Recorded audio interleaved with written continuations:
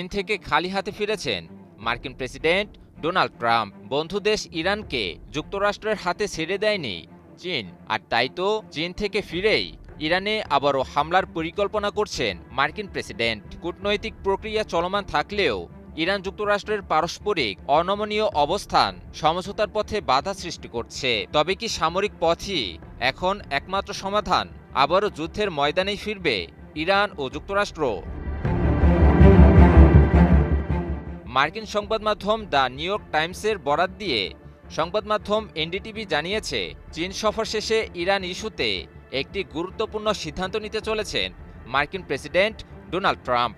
New York টাইমসের প্রতিবেদনটিতে বলা হয়, কূটনৈতিক অচলাবস্থা ভাঙতে ট্রাম্প যদি সামরিক পদক্ষেপের সিদ্ধান্ত নেন, তাহলে ইরানের বিরুদ্ধে আবারও বিমান হামলা শুরু করার পরিকল্পনা করছেন তার শীর্ষ উপদেষ্টারা। এদিকে ইরান ও যুক্তরাষ্ট্রের মাঝে একটি কূটনৈতিক সমঝোতার চেষ্টা চালিয়ে যাচ্ছে বিভিন্ন দেশ। তবে উভয় দেশের কঠোর অবস্থান কূটনৈতিক প্রক্রিয়াতেও এক ধরনের অচলাবস্থা তৈরি করেছে। ইরানের প্রস্তাবিত সর্বশেষ শান্তি পরিকল্পনাও প্রত্যাখ্যান করে দিয়েছেন মার্কিন প্রেসিডেন্ট। বেইজিং সফর শেষে এয়ারফোর্স ওয়ানে সাংবাদিকদের সঙ্গে আলাপকালে ট্রাম্প বলেন, তিনি প্রস্তাবটি দেখেছেন, তবে প্রস্তাবটির প্রথম বাক্যটি নাকি পছন্দ না হওয়ায় তা ফেলে দিয়েছেন তিনি। চীনা প্রেসিডেন্ট শি জিনপিংয়ের সঙ্গে ট্রাম্পের আলোচনার পরপরই ইরান যুক্তরাষ্ট্র উত্তেজনা আবারও বৃদ্ধি পেল। বিশ্লেষকদের মতে চীন ও ইরান একে অপরের কৌশলগত বন্ধুরাষ্ট্র। যুক্তরাষ্ট্র ভেবেছিল ইরান ইস্যুতে চীনের কাছ থেকে হয়তো কোনো সমাধান পাওয়া যাবে, কিন্তু যুক্তরাষ্ট্রের ধূর্ত পরিকল্পনার কাছে নিজেদের সোপর্দ করেনি কৌশলী চীন।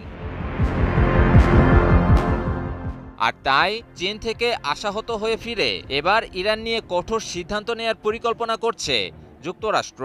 নিউ ইয়র্ক টাইমস জানিয়েছে, সব ধরনের সম্ভাব্য পরিস্থিতির জন্য প্রস্তুতি নিচ্ছে পেন্টাগন। যুদ্ধবিরতির পর সামরিক পরিকল্পনাকারীরাও ইরানের বিরুদ্ধে পুনরায় যুদ্ধ শুরুর বিষয়ে চিন্তা ভাবনা করছে। কিন্তু ইরানের বিরুদ্ধে আবারও নতুন সামরিক পদক্ষেপের ব্যাপারেও শতবার ভাবতে হচ্ছে দেশটিকে। ইরানের বিষয়ে এক পা বাড়ালে দু পা পিছিয়ে আসছে যুক্তরাষ্ট্র।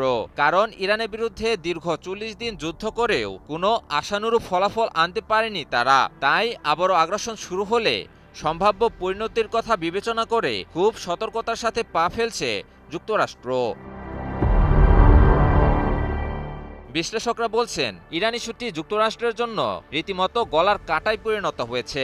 বিশ্বের পরাশক্তিধর দেশটি সম্মানের কথা ভেবে ইরানের দায়দাবি মেনে নিয়ে যুদ্ধ থেকেও বেরোতে পারছে না, আবার ইরানকে নিজেদের যাবতীয় দায়দাবিও চাপিয়ে দিতে পারছে না। ফলে সবকিছু মিলিয়ে এক অস্থির বেড়াজালে আবদ্ধ হয়ে পড়েছে যুক্তরাষ্ট্র। প্রশ্ন হলো, এত কিছুর পরও কি ইরানে পুনরায় হামলার মতো দুঃসাহস দেখাবে যুক্তরাষ্ট্র? ইমন আলী, নিউজ 24।